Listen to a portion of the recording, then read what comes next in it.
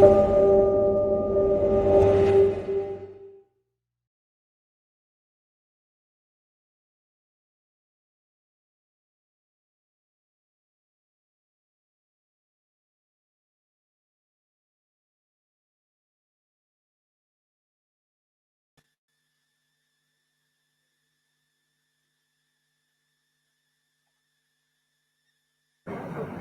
is. No, it's not yours. No. It's not mine. In your bag. Oh, I don't know. What did I do with it? Yeah. Oh no, I've got a torch on.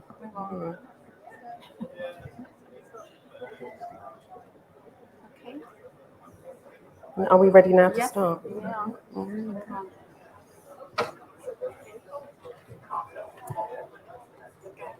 That door's right there, isn't it? Okay.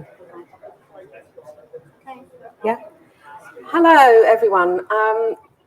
Can you hear me? Okay. Yeah. Great. Thank you very much for coming. It's lovely to see you all. We're very pleased to be here today, announcing the forthcoming publication of the Women in Games Guide, Building a Fair Playing Field. The guide is designed to be inspirational, intelligent, and informative. It is a project that Sharon and I have been working on over the last 18 months. And frankly, it's the labor of love.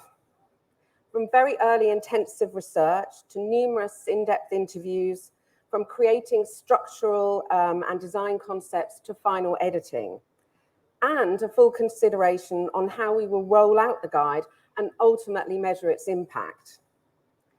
We are delighted to be able to introduce it to you, share its purpose and the concepts that are behind it, and you are the very first audience to have any insights into this work.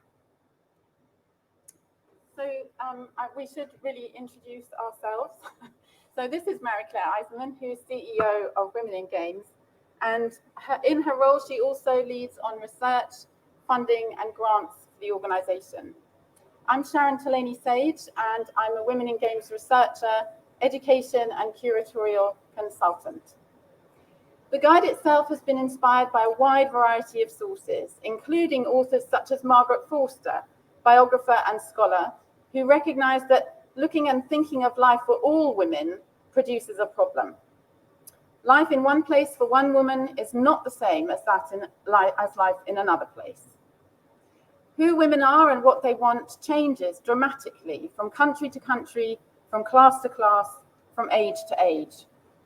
Despite writing this guide for games companies, studios and businesses in a time far removed from Forster's, when video games are a worldwide mainstream phenomenon and technology has changed the working landscape, this conundrum is no less relevant today.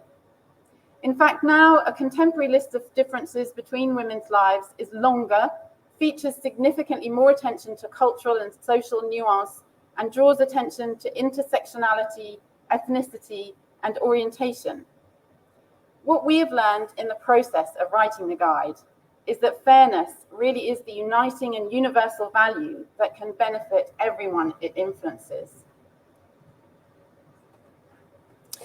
Founded in 2009, Women in Games is a not-for-profit organisation based in the UK, supporting and engaging with a global community.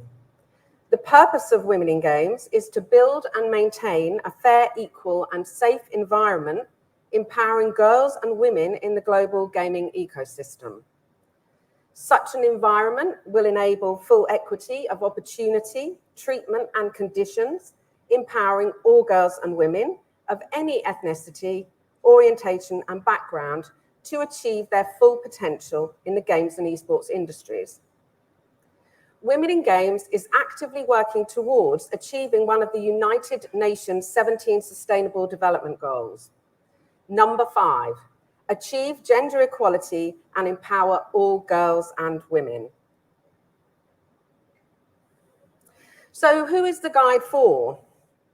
The Women in Games Guide is for video games, esports and connected industries of all scales and sizes, interested in engaging with and advancing gender equality and wider diversity and inclusion within those sectors. Regardless of the size of your organisation, the examples and advice points in the guide are intended as sources of information, inspiration, advice and support. The first-hand accounts in building a fair playing field showcase the valuable work being carried out by many stakeholders in games and esports to remove gender imbalance, proven to be so detrimental in both business success and societal progress, as well as their work towards creating environments and communities free of discrimination. While the guide is specifically focused on gender, it encompasses wider intersectional issues of inclusivity and diversity and can be used to address them at every level. What is the purpose of the guide? Our experience of companies through our engagement with the community via numerous channels is that sometimes companies want to change but don't know how, what or where to begin.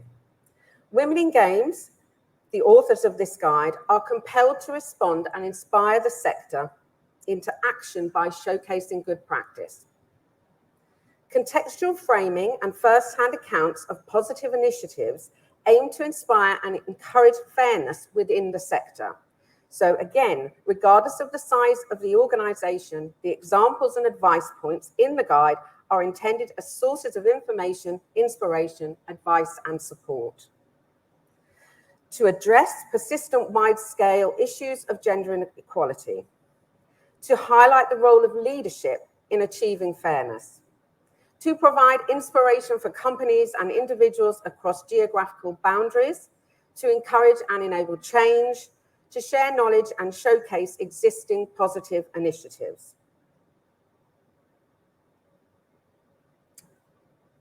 It's a guide that matters because the world has changed since the 2018 publication of the first Women in Games guide.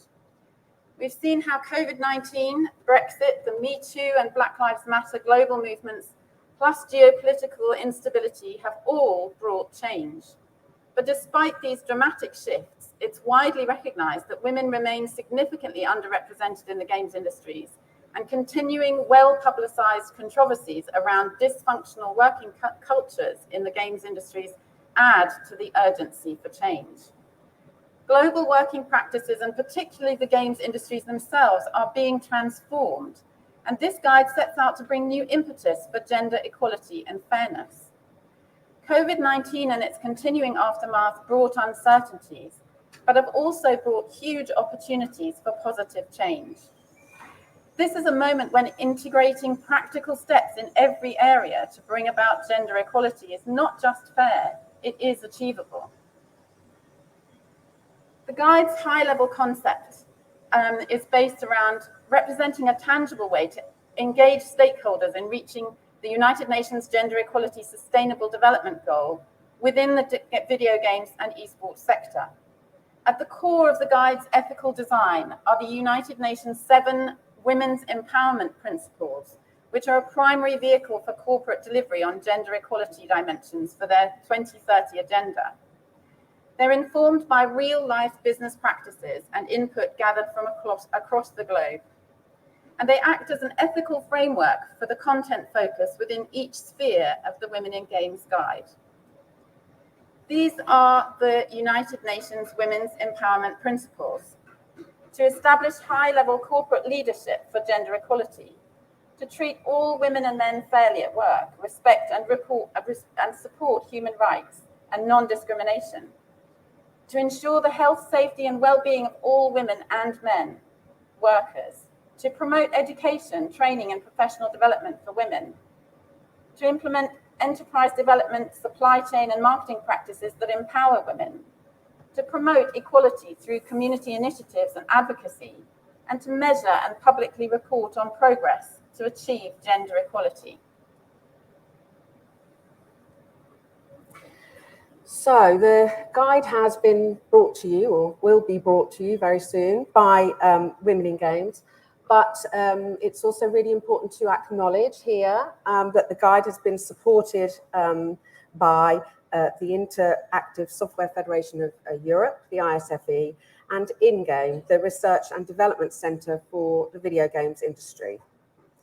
The ISFE represents the interests of leading video games companies in Europe and globally, and continues to, I'm reading my script wrongly there, and contributes to the development of smart regulations policies. It's a trusted provider of strategic data on the economics and demographics of the video games ecosystem across Europe. Simon Little, the CEO of the ISFE, underlines the importance of the guide's principles and its plans for disseminating the guide. He says, we know from research that the video games industry employs around 90,000 people across Europe, with women accounting for 20% of the workforce among European developers, according to data sourced by the EGDF. With 50% of Europe's population and more than 2.2 billion people around the world playing video games, driving diversity and inclusion in the sector is not only commercially imperative, but also the socially responsible thing to do. This guide will be incredibly useful as a tool for many. Women in Games deserves a huge thank you for this important piece of work, as do our members who shared their case studies with the authors. We will work with Women in Games to promote the guide across Europe, and we'll share it with our European network of trade associations and make it available in local languages to companies and studios of all sizes around Europe to help inform and inspire diversity policies. In-Game is a world-class research and development center for the video games industry, delivering innovative research and R&D support to games companies in the city of Dundee and beyond. It's part of the Creative Industries Cluster Programme, funded by the AHRC and part of the industrial strategy. In-Game are supporting Women in Games with numerous areas of dissemination of the guide, and without this support, the scale and reach and impact would have been limited. So many thanks here to Sean Taylor and his team. Finally, I'd also like to take this opportunity to acknowledge and thank the multi-talented Lisa Carter, our PR comms director, for providing her editing skills, and Chi Lee from TAC Design and his team for their work on bringing our guide designs to life. Contributions have been generously provided by Women in Games corporate and individual ambassadors, Women in Games event and conference speakers, Women in Games award winners, the ISFE and its members. So this is just a pictorial representation of the structure of the guide, and I apologize because its text is teeny-weeny and you probably cannot see it. So I'm sorry for that, but we will talk about the content. So this slide is just showing you the kind of structural way that we've put the guide together. It's organized in a series of spheres, based to some extent on the historical idea that life itself is divided into spheres, one of which traditionally associated with women's occupations is the domestic sphere. We've broken away, unsurprisingly, from the domestic sphere, and we move between spheres that reflect distinctive but connected areas of professional life and serve to divide the content of the guide by focus, allowing readers to engage with them in a non-linear way. So rather than providing chapters 1 to 10, we've provided spheres which you can move freely between and focus your own interests. The world we live in is complex, and the challenges of addressing persistent blockers to fairness and gender equality are highly nuanced. Research subject content is interwoven with stories of good practice in the form of personal and open accounts provided by industry professionals with experience of changing the persistent picture. There's no standardized generic checklist in the guide. Instead, there are genuine recommendations that can be intelligently considered and adapted to a wide variety of contexts. The state of play is a contextual account of the playing field, a commentary and containing source information from research papers, reports and articles, and Women in Games research. And then the central spheres, which are the bigger ones, we've called spheres of action, which includes showcases demonstrating good practice from real-world experiences. And these are followed by recommendations and resources for actions in a toolkit, which is at the end. Each sphere of action provides authors' editorial framing and introductions, a showcase of first-hand accounts of professional practice in action, and a Women in Games Recommends series of advice points. So how to use Building a Fair Playing Field guidance. You can use the contextual sphere to assess reasoned discussions about the value of the advice that's offered. You can use the first-hand accounts from games industry professionals to access effective practices that can be replicated in a wide variety of contexts. You can use the Women in Games recommendations as a source of succinct advice in effective checklists. And you can use resources for action to locate further valuable information relevant to formulating working strategies. And use the glossary of terms to access clarity on any terminology that might be ambiguous. Each sphere is a body of work in itself and provides detailed analysis, research, and insights into the concepts behind its area of focus. Today, we're time limited to sharing an overview with you, but we're keen to give you the outlines of the spheres and the details of our contributors who've provided the showcases of work in practical guidance. Gender equality policies are examined through a series of 3 lenses. They move from a wide perspective in which the relationship between companies and external policies at high level come under the spotlight. And they move on to look at internal policies in relation to recruitment, pay, career progression, and work-life balance. The first lens looks, I'll just quickly go back. The first lens looks at mandatory governance policies with input from the ISFE, Antonio Gold of Sheridan's Law, and a showcase on policy from Camilla Cutler of Sheridan's Law, both of whom are Women in Games corporate ambassadors. The second lens talks about internal company policies and focuses on recruitment, showcasing recruitment practices in detail from Liz Prince, business manager of Amicus Recruitment and G Into Gaming campaigner.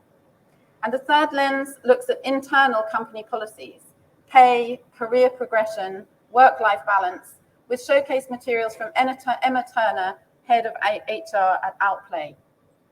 And there's an extended showcase from Wooga, who provide a detailed account of how they've changed the gender profile of their company through coordinated efforts. The second sphere we're looking at is creating a fair working culture. It allows us to look at this crucial aspect of working life through 2 lenses.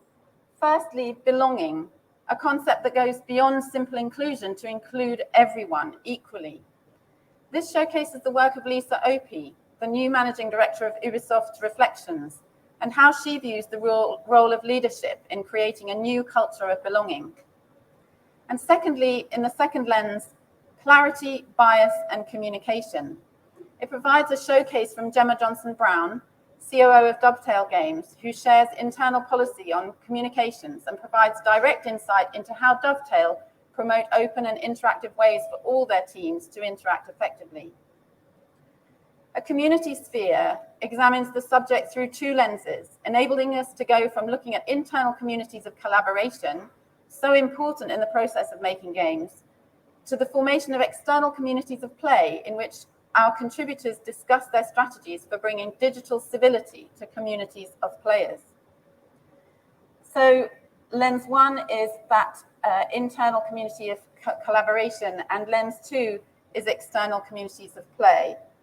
The internal communities of collaboration showcase is from Chanel Ward, Director of Global Diversity, Equity and Inclusion at Take-Two, and Holly McIntosh, Chief of Staff of 2K, Sarah Bailey, Senior Manager, and Margot Duval, Senior UK and Ireland Production Manager. The second lens looks at showcases from Jenny McBean, Director of Research at Brighter, and from Nat Dodd, Women in Games Discord Server Community Manager and Producer at Dovetail Games. The ethical game design and culturalization sphere emphasizes the link between what goes on inside game companies in terms of representation and the representation of characters in games, and the need for ethics to be at the heart of every aspect and at every stage of game production. The showcase in this section is from Kate Edwards, Women in Games Hall of Fame winner 2021, CEO of Geography and pioneer in the field of culturalization. And the final sphere is the education sphere. This sphere is constructed slightly differently from the others, and it's based on two significant pieces of research and a showcase of trailblazing work taking place in both formal and informal learning spaces, and introduced as some of the most innovative products and projects from across the industry and education, along with products of play that actively seek to engage diverse communities, girls and women. According to a wide range of researchers, the gender gap in science, technology, engineering and maths begins in school and continues through women's education and into the workforce. A lack of science, technology, engineering and maths, STEM subject expertise, in girls and women has been cited as a major reason for the games industry's gender imbalance. In this sphere, we've utilised key insights from two significant pieces of research, one on STEM and one on STEAM. Why Europe's Girls Aren't Studying STEM is a groundbreaking piece of research commissioned by Microsoft and delivered by Professor Martin Bauer from the Department of Psychological and Behavioural Science at the London School of Economics. It investigates and addresses the causes of the gender gap in STEM, identifying the age at which girls opt out of these subjects and why they do so. Bauer's research provides a concrete and tangible base to act on, whose implications are stark, and he states, governments, teachers and parents only have 4 or 5 years to nurture girls' passion before they turn their backs on these areas, potentially for good. With such a small window of opportunity before interest starts to wane, it's vital for teachers and parents to actively encourage any girl with an early interest in STEM. The other piece of research, The Future is Female, STEAM Education Analysis, by Diana Lockwood, examines the impact of a STEAM program on young women's engagement and participation in STEAM education. She states that she selected STEAM over STEM because the arts in STEAM provide another lens to learning and engage a wider variety of students, specifically girls and students of colour. Lockwood states the people who benefit the most from arts integration into STEM were marginalised groups in society, such as girls and young women, students of colour and non-binary students. Both pieces of research conclude that role models are crucial. The How Role Models Are Changing the Face of STEM, which was also presented by Microsoft, demonstrates that girls are more interested in STEM subjects when they have a role model. According to their findings, the number of girls interested in STEM almost doubles when they have role models. I think one of the essential questions that emerged from our research in this area was, how do we harness the effectiveness of these efforts to build a fair playing field? So there's some really excellent research out there, and those two examples, they're both great pieces of research. There are also really there's wonderful work going on in all sorts of spaces and in the sector, but somehow it's just not quite joined up. And one of the things that we feel is really important about the guide is getting that thinking, sharing, making sure that everybody knows that there is all this data, there is all this research available, and that research can then lead to being able to make some really concrete changes. Okay, where are we now? Yes, so in order to share as much of our research material, and there is certainly a lot of it, we've provided a curated, clickable list of resources which provide further information and contacts, enabling the guide user to take the advice points further. And that was important to us because the guide itself already is sitting at around 200 pages. So it's almost like it's just a novel size. But, we really wanted so many of the things that we uncovered and that we discovered through our research, we wanted that to be also available to the users of the guide. So, you can enter the guide at one level and just take it at that face level. But if you want to, you can dig much deeper through all these connections that we're providing. So extending the scope of the guide. So once the guide itself is published, and that will be very soon, we want to future-proof the guide so that it will be updated every 2 years, which means that Sharon and I have got to start researching the next one fairly soon. We have an audio book of the guide, which will be downloadable from our website for accessibility.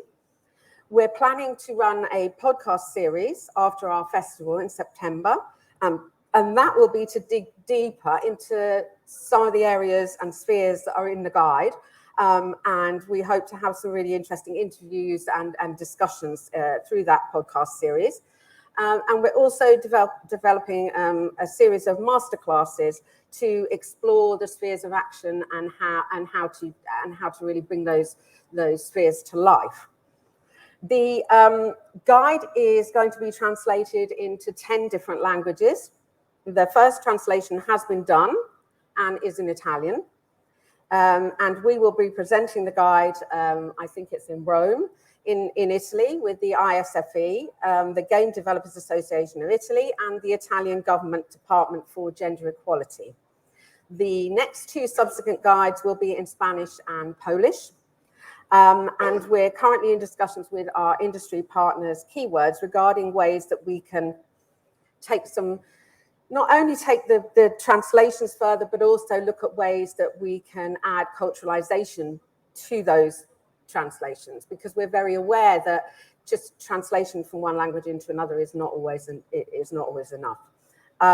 We're also going to be working with Keywords on measuring the impact of the guide across their studios. They have over 70 studios, and I think it's going to be really important for us to see what happens when the guide is active and it's being utilized. And so that measuring and measuring the impact is going to be very important for us as we take that guide forward.